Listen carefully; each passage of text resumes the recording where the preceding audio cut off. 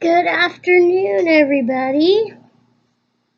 It's Kelly and Lexi here to chat with you. Oh my gosh, you guys.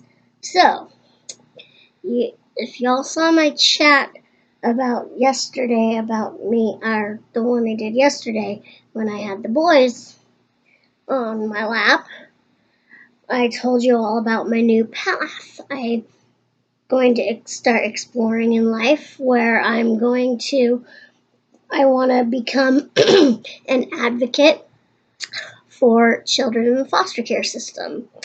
And that I went online and gave my info to the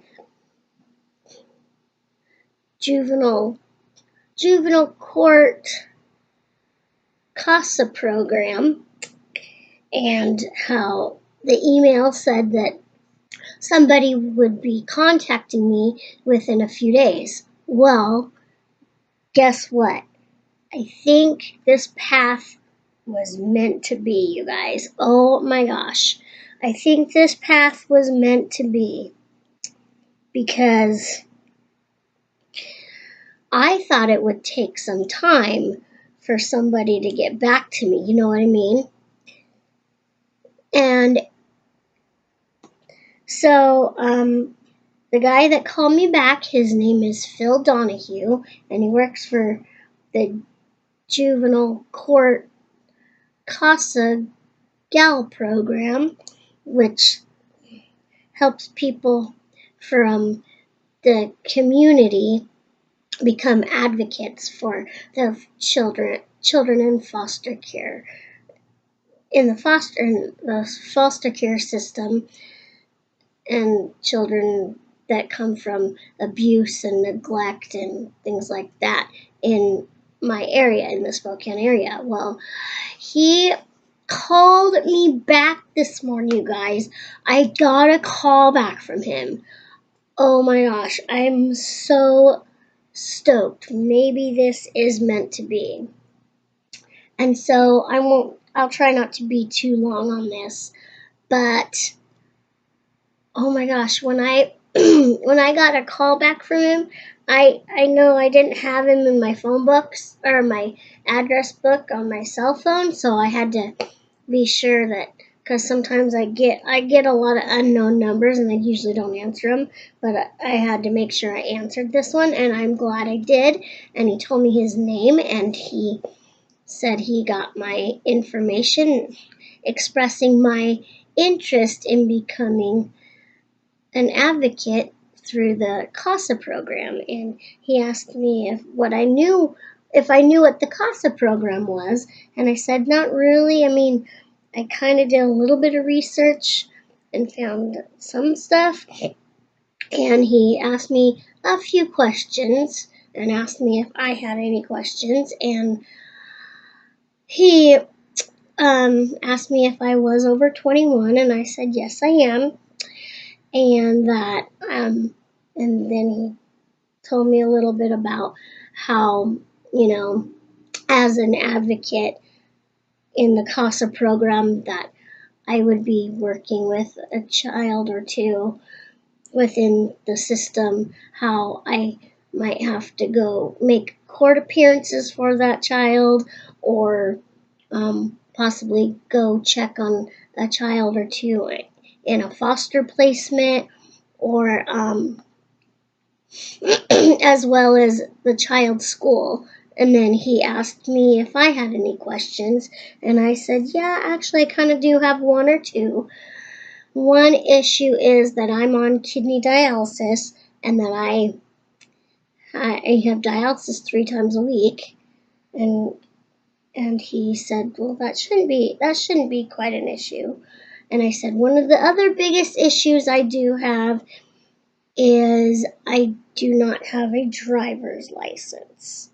And so he kind of asked me how I get around, if I get around on the bus wherever I go. And I said, no, I take services to and from dialysis called Special Mobility Services, or SMS for short. That's how I get to and from dialysis. And as if And then if I need to go anywhere else, I have to rely on other people, such as my stepfather or other means of transportation. Does that deter me from maybe becoming an advocate? And he said, no, that shouldn't be an issue if you have lots of support and stuff like that. And so I'm like, okay. And so I gave him my address, and he said, well, he told me he's going to send me out an application this afternoon, which if he sent it out this afternoon, it probably will get to me probably tomorrow. He wants me to look it over and basically look it over, fill it out, and give him a call back. And then from there, we'll set up a meeting for an interview. Instead of filling it out and looking it over and mailing it back in, he wants me to look it over kind of and fill it out and then give him a call back. And then from there, set up a meeting for an interview. So keep on praying for me, you guys. Things are going in the right direction. A lot quicker than I anticipated. This is super exciting. Say yay, mommy. Lexi says, yay, mommy, good for you. And I'm so, wow, my heart is filled with joy.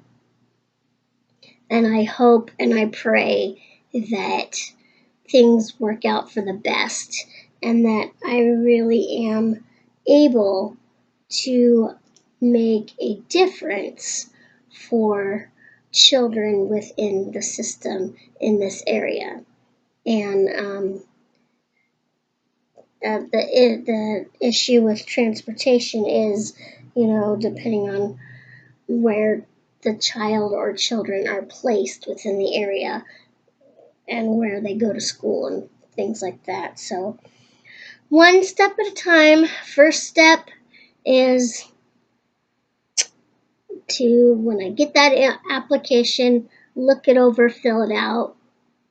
Second step is to basically call him back and set up a meeting for an interview for this to see how much I really can qualify. And he asked me about my schedule, and I said, well, like I told you, I do have dialysis 3 times a week, Tuesdays, Thursdays, and Saturdays, and I go to work once a week on Monday, Wednesday, or on Fridays. That leaves a Monday or Wednesday, which sometimes it's up in the air depending on what's going on for those days.